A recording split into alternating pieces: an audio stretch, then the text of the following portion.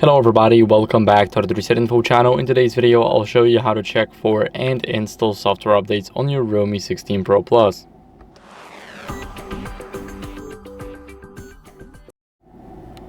First, what you guys want to do is go over into settings. Now here in the settings, what we need to do is we need to scroll down until we see system. And when we see system and update, we're going to click here, click on software update.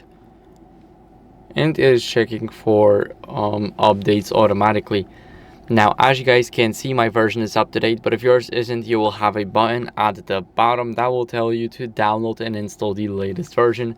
And after you click it, the latest version will download onto your device and everything will work just fine.